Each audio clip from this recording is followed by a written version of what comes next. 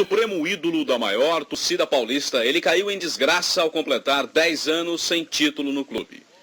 E mudou de ares para ganhar em outra cidade novos títulos para se juntar ao que já tinha de campeão do mundo.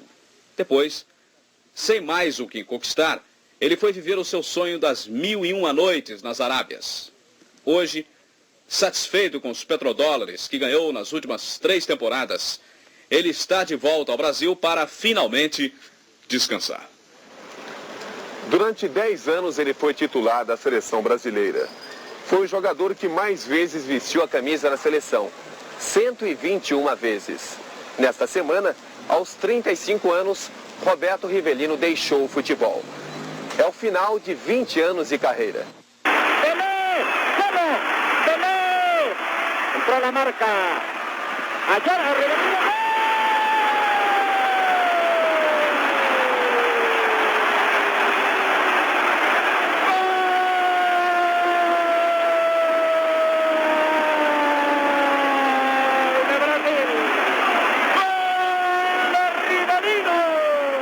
Eu acho que o momento é exato, o momento é certo. Eu, graças a Deus, consegui o que eu queria, em termos também financeiramente. Graças a Deus, meu pai me ajudou bastante nesse sentido, meu irmão.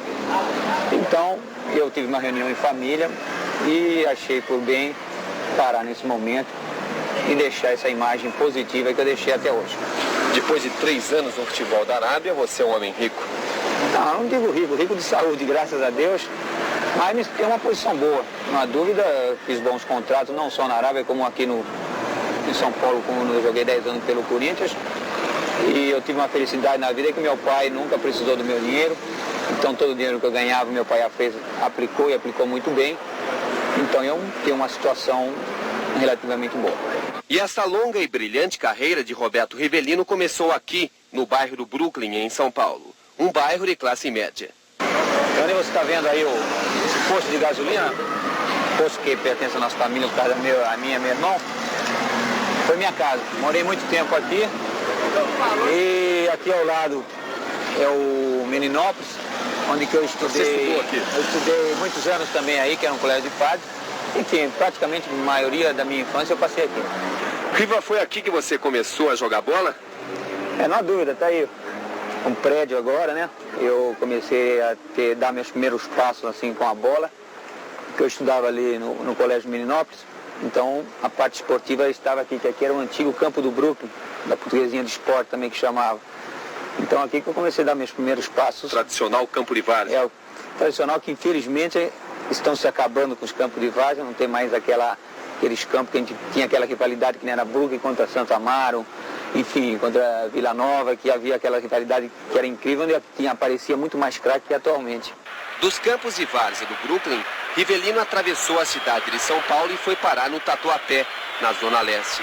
Lá, no Parque São Jorge, com um futebol rápido de chutes indefensáveis, ele se transformou rapidamente no maior ídolo da maior torcida da cidade, a fanática torcida do Corinthians.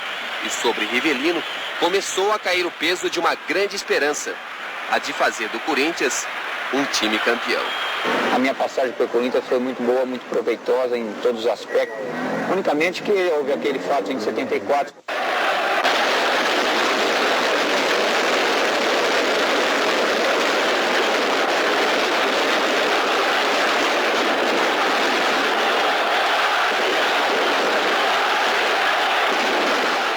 Fazia então 20 anos que essa torcida esperava pelo momento de ver o Corinthians campeão paulista.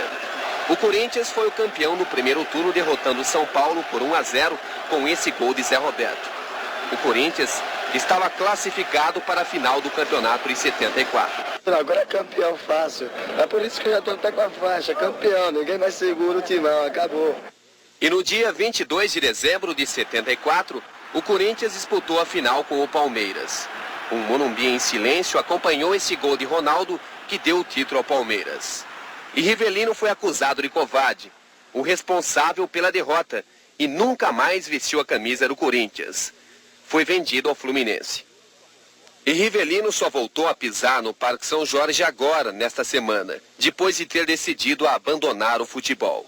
Eu passei 10 anos aqui, eu guardo um não é mágoa, é tristeza mesmo, porque não ter sido campeão em 74, ou nesses 10 anos ter sido campeão regional pelo Corinthians, uma coisa que na minha carreira vai faltar, é a página branca do meu livro, no caso.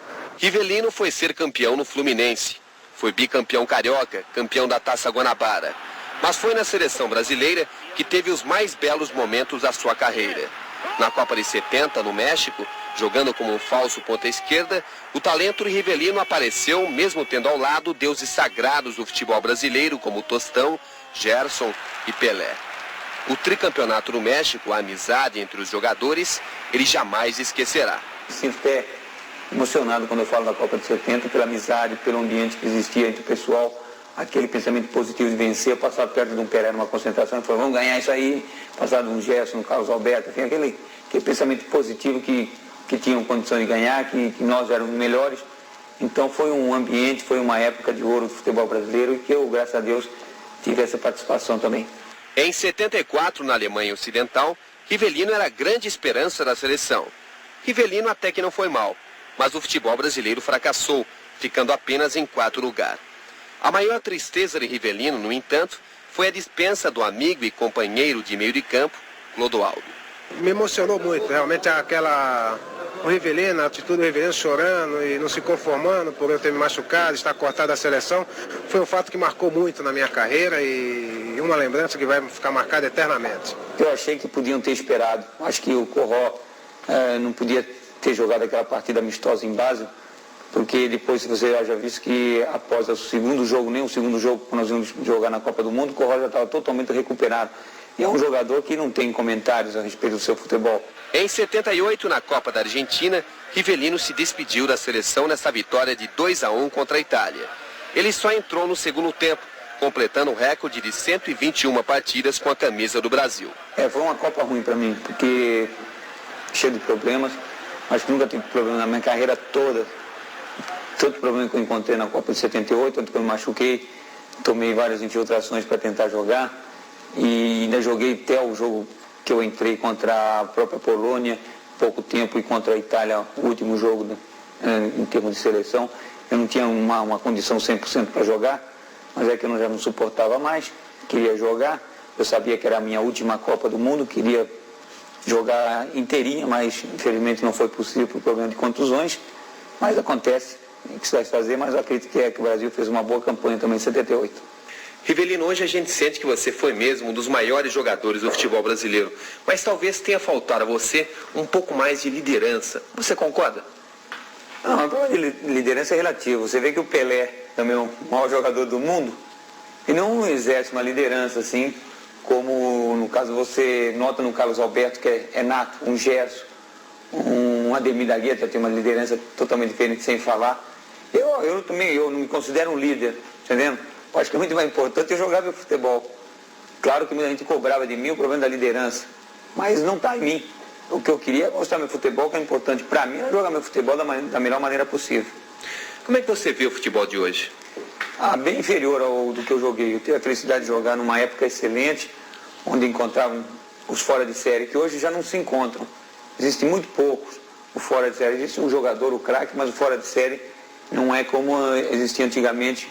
Existia num time, você assistia um jogo de um Palmeiras, de um Santos, de um Corinthians, de São Paulo, você pegava 5, 6 jogadores que eram ídolos de torcida mesmo. Eram jogadores que te enchiam os olhos. Hoje são poucos.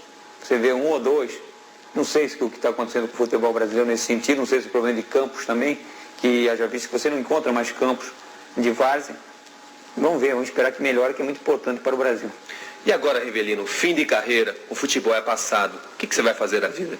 Ainda estou me assentando no Brasil, porque eu fiquei, principalmente de São Paulo, que eu fiquei 6 anos e meio longe de São Paulo. Então, por exemplo, eu estou começando a minha vida, mas graças a Deus posso sentar com vagar. E quem sabe no futuro, porque posso até vir a mexer com bola novamente. Ser técnico? Ser técnico de equipes inferiores. E vamos ver com vagar. Acho que também não tem necessidade de eu ter pressa. Acho que agora eu vou sentar, vou ver o que eu vou fazer no futuro. Posso também mexer em termos bem provável com meu irmão em construção.